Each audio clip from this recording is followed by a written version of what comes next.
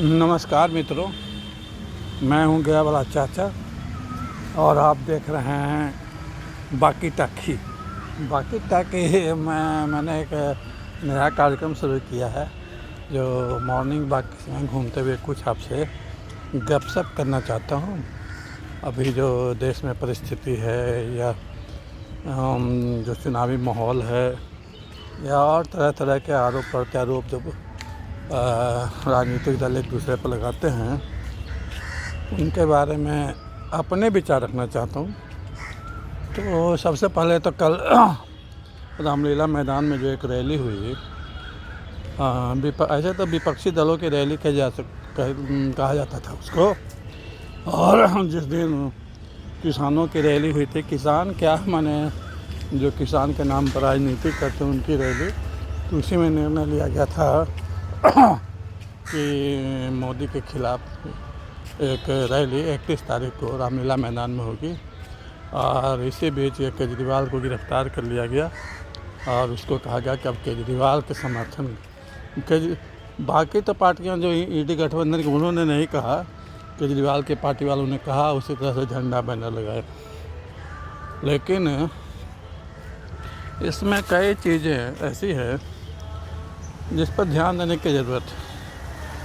पहली बात तो हमको मंच पर जो लिखा है तो सारे पार्टी वाले रहेंगे, पार्टी का थी तो, और पार्टी के तो बड़े बड़े नेता थे, लेकिन ये जो ममता जी हैं उन्होंने अपना एक प्यादा भेज दिया, वही था। क्योंकि ममता जी ने साफ कह दिया कि वो कोई गठबंधन नहीं मानती हैं और बंगाल में लड़ने के लिए किसी को भी एक भी सीट नहीं देगी। तो वो उस पर काम भी कर रही हैं। उसी तरह से बिहार में लालू यादव पहले सीट बांट देता है और फिर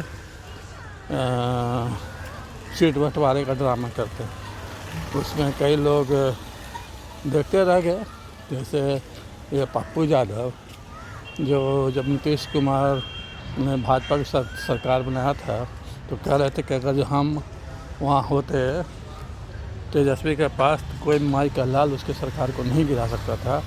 और कुछ दिन बाद वो कांग्रेस में भर्ती हो गई इस उम्मीद से उन्हें पूर्णिया लड़ने को सीट मिलेगी, लेकिन वहाँ से उनका पत्ता काट दिया, साफ हो गया। अब पता नहीं वो क्या करेंगे, निर्दलीय लड़ेंगे या क्या करेंगे। कांग्रेस में इतनी हिम्मत नहीं है कि लालू यादव के सीट न देने पर भी वो पूर्णिया से उनको टिकट दे दे। तो ये देखने वाली बात होगी 4 तारीख तक कि क्या होता है। और ये जो केजरीवाल की पत्नी है सुनीता केजरीवाल, इनके बारे में तो साफ है ही कि यही अब दिल्ली की अगली मुख्यमंत्री होंगी।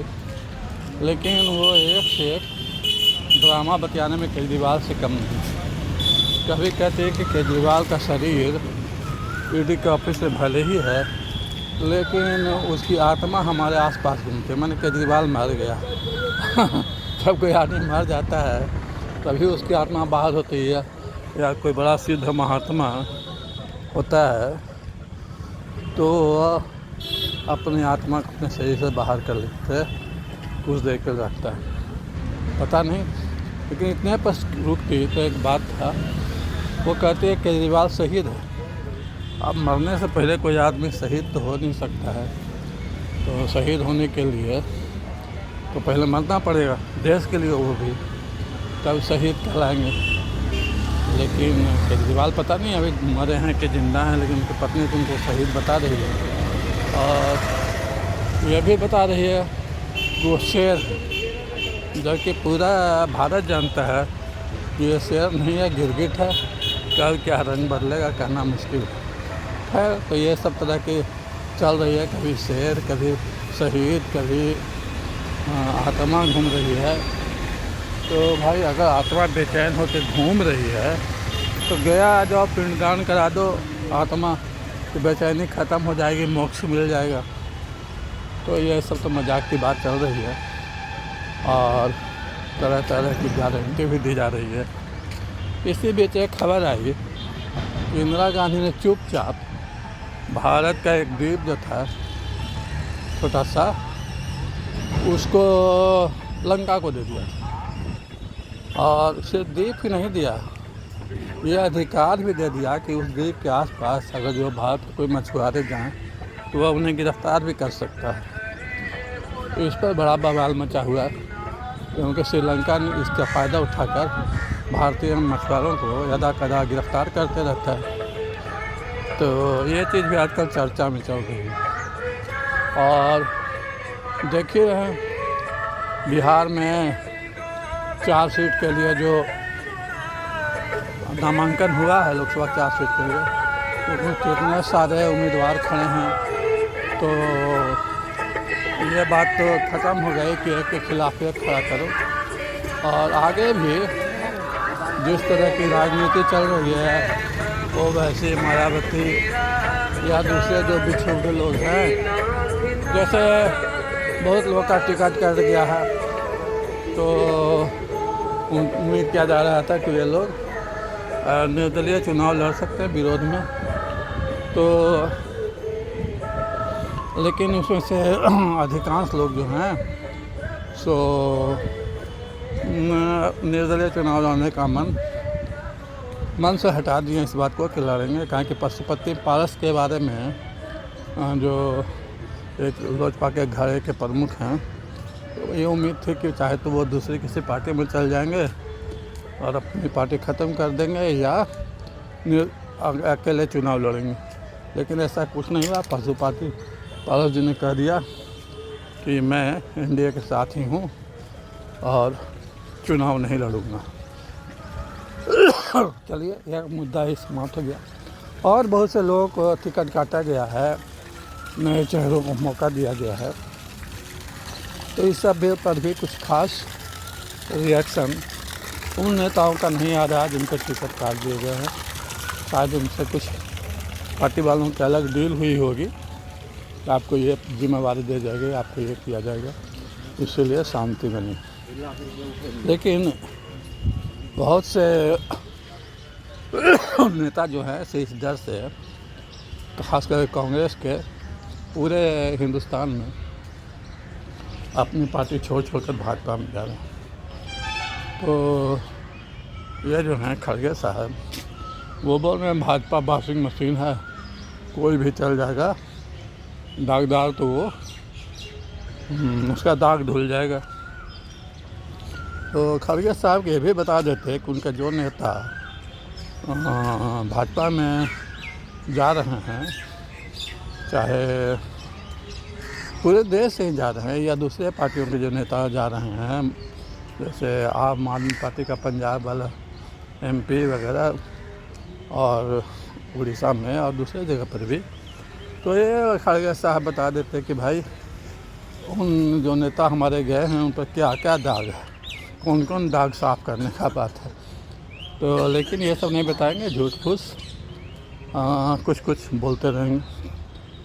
और झूठ फूस की बात आई तो आजकल देख ही रहे कि अरविंद केजरीवाल की नेताएं जो है मार लेना, वो कितना झूठ बोले, एलजी का समय नहीं देते हैं तो एलजी फाइल रोके रहते हैं, उस पर भी इंक्वायरी सेटअप होगी। और एक कांग्रेस वाले सोचते हैं कि हमारे लिए सब तरह का कानून अलग अलग होना चाहिए, विशिष्ट होना चाहिए।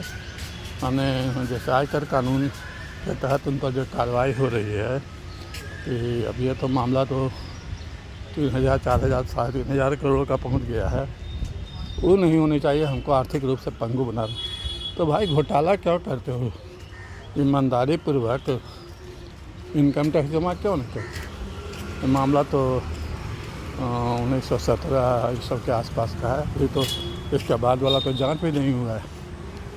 तो ये सब भी जनता को बरगलाने का तरह तरह का प्रयास किया जा रहा है। तो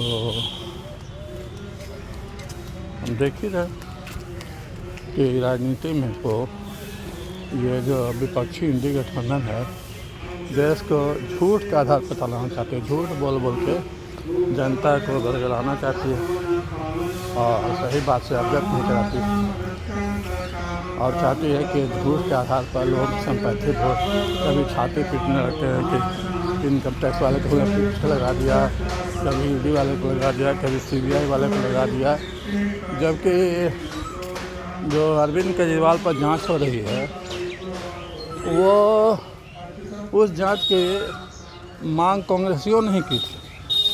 कांग्रेस ने ही, अजय माकन वगैरह ने प्रेस कॉन्फ्रेंस करके इस शराब घोटाले की बात उठाई थी। उसको जब जांच हुई, अरविंद केजरीवाल फंस गए, तो ये भाजपा चिल्लाने लगे, भाजपा बंद करे, भाजपा बंद करे। और घोटाला ये लोग कर रहे हैं। कोर्ट भी मान रहा है कि इसमें घोटाला हुआ, उनको बेल नहीं दे रहा है। तो यही सब बातें राजनीति में आजकल चल रही है। जब कोई रैली फ्लॉप होगी तो बोलेंगे हमारे आदमियों को आने नहीं दिया। अरे बात, तुम्हारे पास जब समर्थन नहीं है इतनी पार्टी मिल करके भी 20,000 आदमी भी नहीं जुटा पाए, तो समझ लो तुम्हारी स्थिति क्या है। तो इन्हीं बातों के साथ मैं आज के इस वाकिटा की जो शो है उसको ख़त्म करना चाहता हूँ, समाप्त करना की इजाज़त चाहता हूँ आपसे। फिर कभी मिलेंगे। अभी तो लंबा चुनाव है, नेताओं की तरह तरह की बात होगी, इसका विश्लेषण किया जाएगा। और तब तक के लिए आज्ञा दीजिए। जय श्री राम।